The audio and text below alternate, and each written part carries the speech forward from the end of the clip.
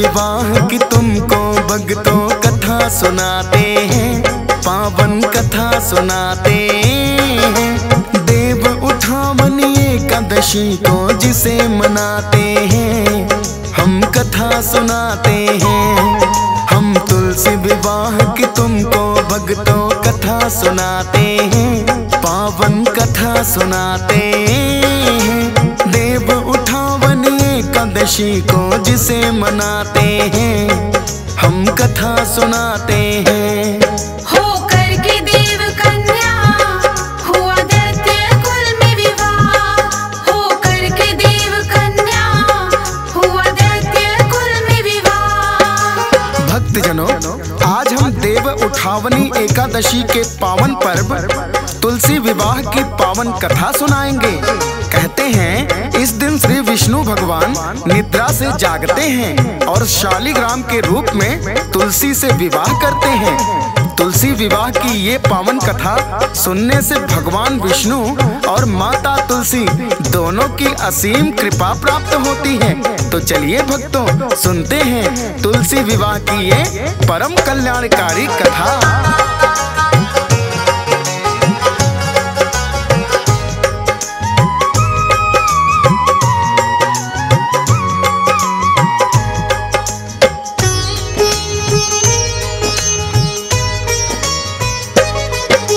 गंगा किनारे कर रहे थे जब गणपति कठिन तपस्या, तुलसी वितरण करते करते एक दिन आई वहां।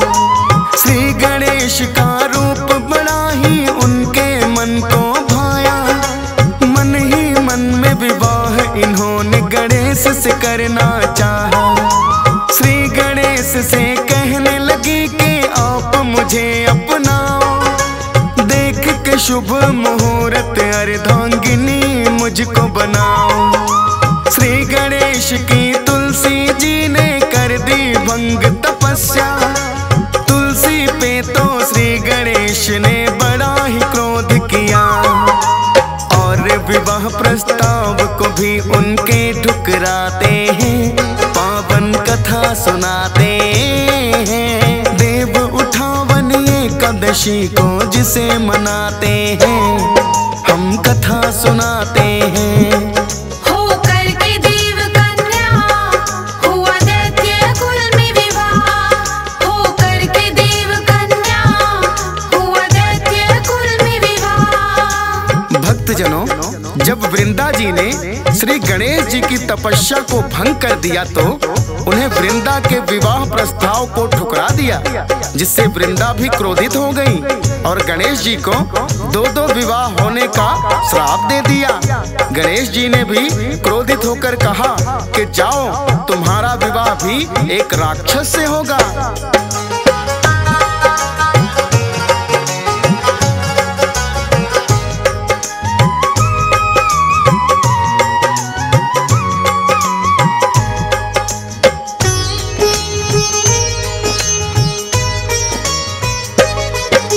श्री गणेश का शाप दिया हुआ तो रंग लाया है, शंख चूड़ दानों से उसने विवाह रचाया है।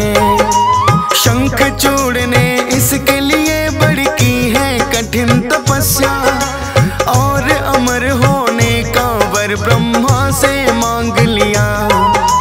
कहते हैं कि शंख चूड़ ब्रह्मा का भक्त महान, प्रसन्न हो गए भक्ति से तो मांग लिया वरदान। कहने लगे ब्रह्मा जी अमर तो तुम हो जाओगे, धर्म ध्वज की पुत्री से जो विवाह रचाओगे। वृंदा नाम है उसका, ब्रह्मा जी ये बताते हैं, पावन कथा सुनाते हैं। देव उठावनी एकादशी को जिसे मनाते हैं, हम कथा सुनाते हैं। हो करके देव कन्या हुआ दैत्य कुल में विवाह, हो करके देव कन्या हुआ दैत्य कुल में विवाह। भक्तजनों, जब शंख चूड़ का जिक्र आया है तो पहले उसके बारे में जानते हैं कि शंख चूड़ कौन था और उसका जन्म किस कारण हुआ था। भक्तजनों, जब भगवान कार्तिक और भोलेनाथ ने तारकासुर नामक दानव का वध कर दिया तो देवतागण बड़े ही प्रसन्न हुए। देवराज इंद्र और बृहस्पति ने भोलेनाथ के दर्शन की इच्छा जाहिर की और दोनों मिलकर भोलेनाथ के दर्शन की इच्छा से कैलाश पर्वत की ओर चले गए। भगवान भोलेनाथ तो अंतर्यामी हैं। उन्होंने जान लिया कि देवराज इंद्र और बृहस्पति मेरे दर्शन की इच्छा से कैलाश पर आ रहे हैं। भोलेनाथ ने सोचा क्यों ना उनकी परीक्षा ले लिया जाए। भोलेनाथ फिर अपना साधु वेश बनाए हैं। वेश बदल कर वो कैलाश पे बैठे जाते हैं। भोलेनाथ को साधु रूप में ना पहचान सके, साधु समझकर भोलेनाथ का पता है पूछ रहे। पहले बृहस्पति कहने लगे, सुनो हमारी बात, दर्शन करने आए हैं हम, कहाँ है भोलेनाथ। साधु वेश में भोले ने ना उत्तर कोई दिया है। फिर तो इंद्रदेव ने भी उनसे यही प्रश्न किया है। इंद्रदेव भी भोले को पहचान न पाते हैं, पावन कथा सुनाते हैं। देव उठावन एकादशी को जिसे मनाते हैं, हम कथा सुनाते हैं। हो करके देव कन्या हुआ दैत्य कुल में विवाह। हो करके देव कन्या हुआ दैत्य कुल में विवाह। भक्तजनों, इंद्रदेव और बृहस्पति में से कोई भी भोलेनाथ को पहचान नहीं पाया। जब वो उन्हें साधु समझकर भोलेनाथ का पता पूछने लगे तो भी साधु वेश में भोलेनाथ ने उनके प्रश्न का कोई उत्तर नहीं दिया। इतना जानकर इंद्रदेव क्रोधित होकर फिर से प्रश्न करने लगे, हे बाबा, हम कब से भोलेनाथ का पता पूछ रहे हैं और आप हमारे प्रश्न का उत्तर नहीं देते। साधु के वेश में भोलेनाथ उन्हें देखकर मुस्कुराते ही जा रहे थे। इंद्रदेव को उस साधु के ऊपर बड़ा ही क्रोध आया और क्रोधित होकर उन्होंने अपना वज्र उठा लिया। तब भोलेनाथ जी अपने असली रूप में आ जाते हैं।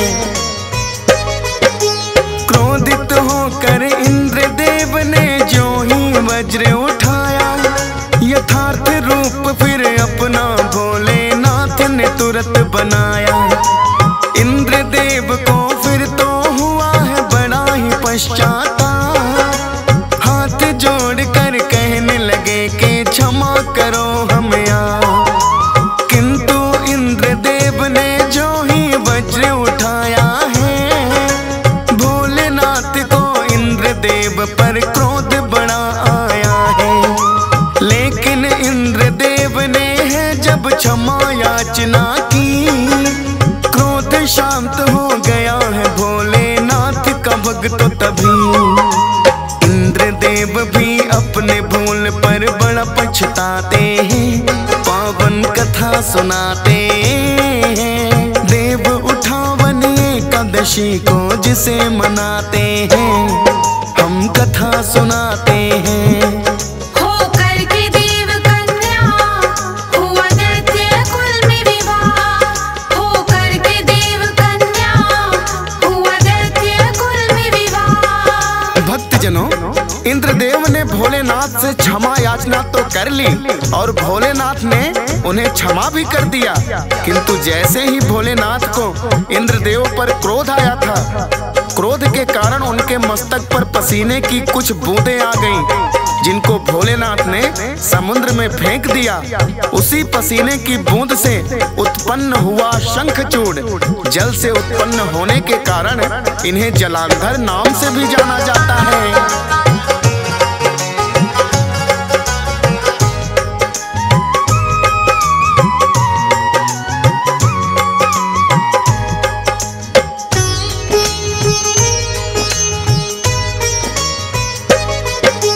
भोलेनाथ ने अपना तेज सागर में फेंक दिया।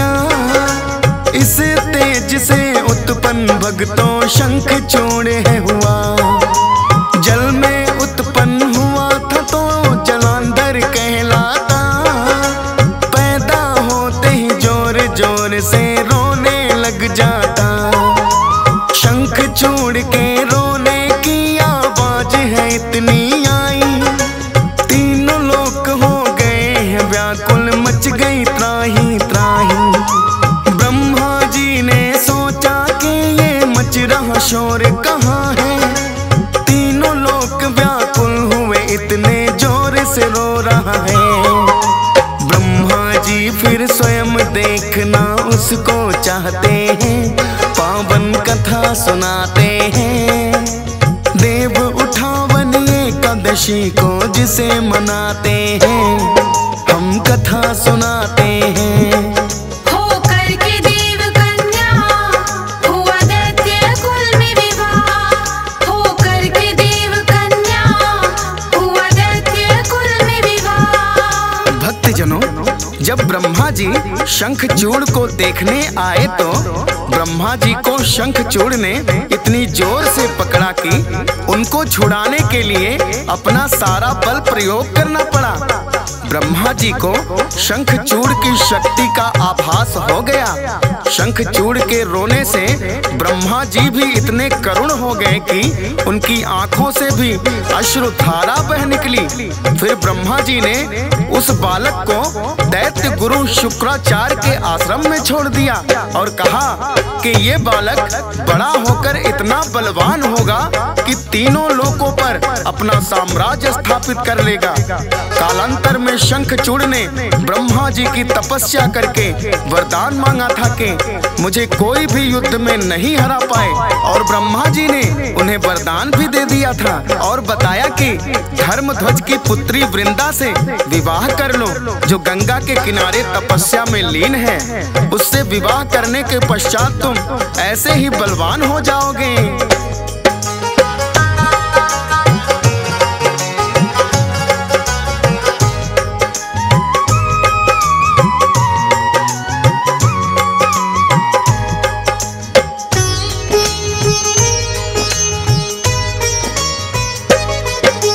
ब्रह्मा जी ने शंखचूड़ को जैसे बताया है, गंगा जी के तट पर शंखचूड़ चलाया है।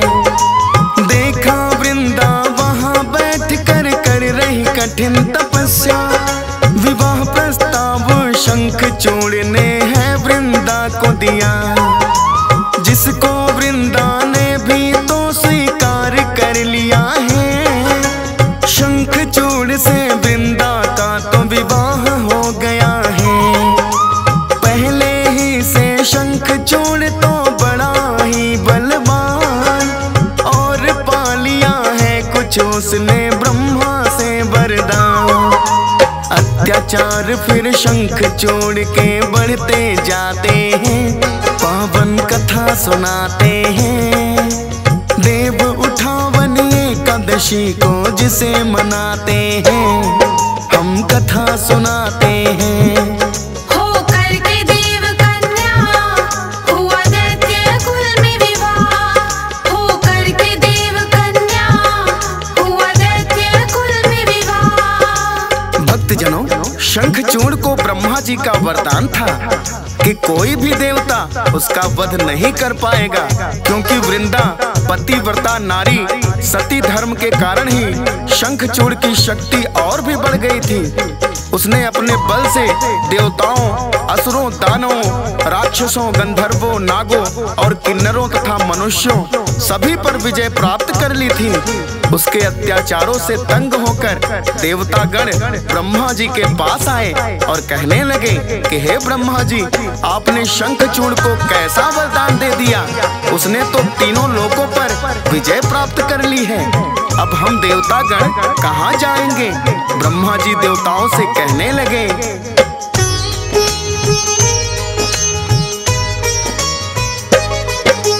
क्योंकि शंखचूड़ ने पाया है मुझसे वरदान, अब तो विष्णु जी ही करेंगे उसका कुछ समाधान।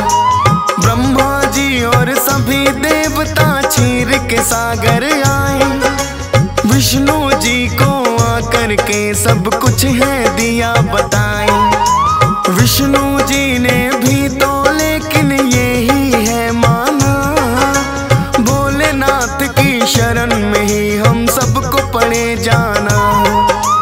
हम देवों के हाथों ना वो मारा जाएगा, भोले के त्रिशूल से ही वध उसका हो पाएगा। भोलेनाथ की शरण में फिर तो सब आ जाते हैं, पावन कथा सुनाते हैं। देव उठावन एकादशी को जिसे मनाते हैं, हम कथा सुनाते हैं। हो करके देव कन्या हुआ दैत्य कुल में विवाह। हो करके देव कन्या हुआ दैत्य कुल में विवाह। भक्तजनों, सभी देवताओं से विष्णु जी ने बताया कि शंखचूड़ का वध सिर्फ भोलेनाथ के त्रिशूल से ही संभव है। भोलेनाथ की शरण में आकर सभी देवता ने अपनी व्यथा बताई तो भोलेनाथ ने चित्ररथ नामक अपने एक गण को भेजा। चित्ररथ शंखचूड़ को समझाया कि देवताओं का स्वर्ग उन्हें लौटा दो और ऋषि मुनियों पर अत्याचार बंद करो। यदि तुम ऐसा नहीं करते तो भोलेनाथ से युद्ध करने के लिए तैयार रहो। शंखचूड़ ने चित्ररथ से कहा, मैं कदापि अपना जीता हुआ राज्य देवों को नहीं लौटाऊंगा। चाहे तो भोलेनाथ युद्ध करने के लिए मुझसे आ सकते हैं।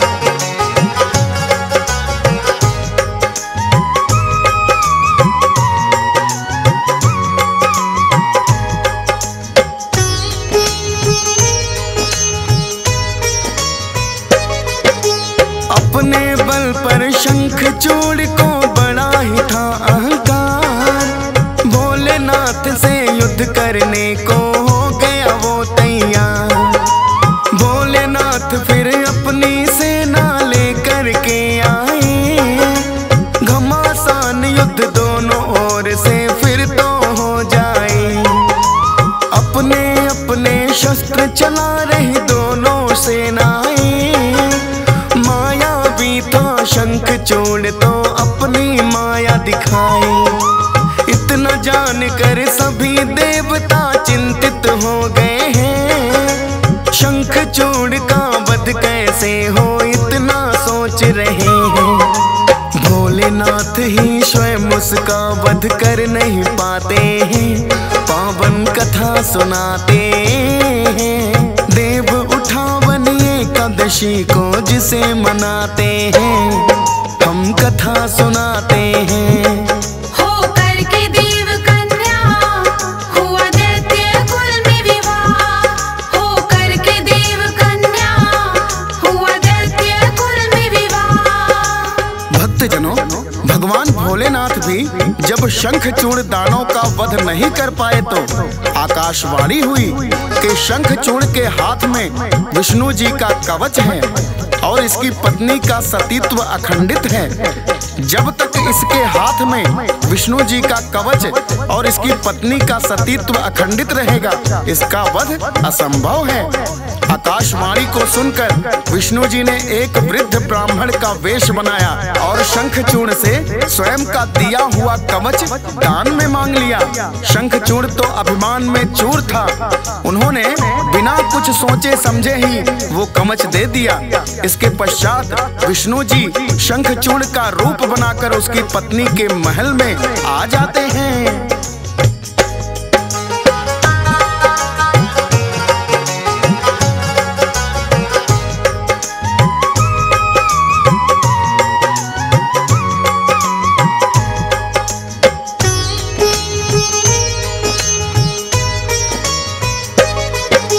विष्णु जी को वृंदा तो पहचान नहीं पाई, क्योंकि उन्होंने रूप बनाया उनके पति का ही। शंखचूड़ के रूप में आकर उनसे कहने लगे, भोलेनाथ से भी तो वृंदा आज हम जीत गए। ये सुन कर के वृंदा फूली नहीं समाई है, विष्णु जी ने छल करके वो अंग लगाई है, जिससे सतीत्व वृंदा का तो नष्ट हो गया है। भोलेनाथ ने फिर वध शंखचूड़ का कर दिया है। सभी देवता मिलकर फिर तो खुशी मनाते हैं, पावन कथा सुनाते हैं। देव उठावन एकादशी को जिसे मनाते हैं, हम कथा सुनाते हैं।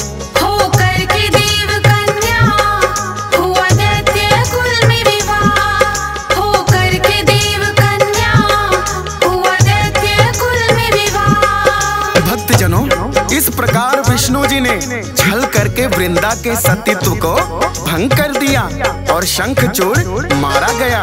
जैसे ही शंखचूड़ की मृत्यु का समाचार वृंदा को मिला, उन्होंने क्रोधित होकर विष्णु जी को शालिग्राम पत्थर बनने का श्राप दे दिया। भक्तजनों, वृंदा भी अपने पति के साथ सती हो गई। उनकी राख से एक पौधा उत्पन्न हुआ जिसका नाम तुलसी रखा गया। तब विष्णु जी ने वृंदा से कहा, हे देवी, शंखचूड़ का वध करने के लिए आपके साथ छल करना अनिवार्य था। आज से मेरी पूजा तुलसी दल के साथ ही स्वीकार होगी और देव उठावनी एकादशी को मैं शालिग्राम रूप में आपसे विवाह करूंगा।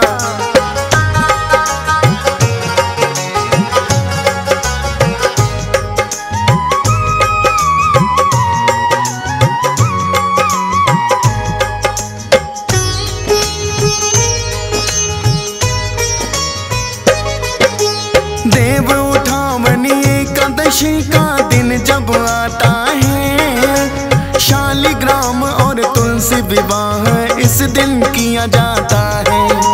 तुलसी विवाह की प्रथा ये भक्तों तब से चली आई। शिव पुराण में भी चर्चा इसकी जाती है पाई। योग निद्रा से विष्णु जी इस दिन बाहर आते हैं और आकर के तुलसी से तो विवाह रचाते हैं।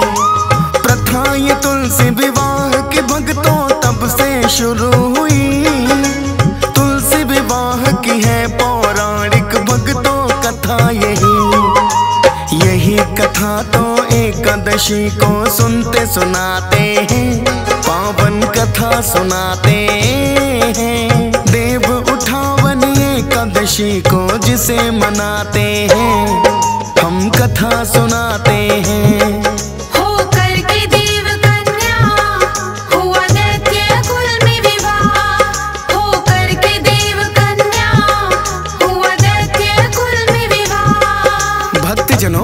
तुलसी विवाह की ये पावन कथा सुनने मात्र से ही भगवान विष्णु भक्तों पर असीम कृपा करते हैं। तुलसी भगवान विष्णु जी को अति प्रिय है, इसलिए भगवान विष्णु के प्रसाद में तुलसी दल का मिश्रण बड़ा ही कल्याणकारी माना जाता है। तुलसी विवाह की इस पावन कथा को सुनने मात्र से ही भगवान विष्णु जी की कृपा प्राप्त होती है।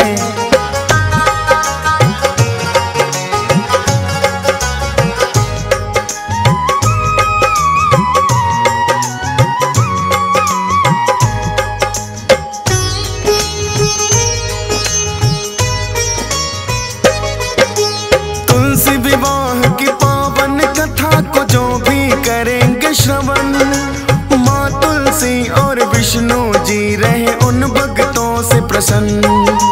माता लक्ष्मी भी उन पर तो कृपा बरसाएंगी। अन्न और धन की वृद्धि हो, खुशहाली छाएगी। तुलसी विवाह की कथा को सुनता हंस राज रलहन है।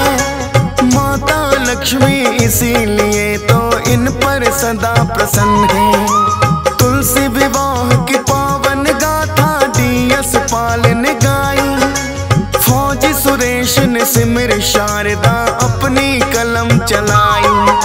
लाखों भक्त जिसको सुन करके कृपा पाते हैं, पावन कथा सुनाते हैं। देव उठावन एकादशी एकादशी को जिसे मनाते हैं हम कथा सुनाते हैं।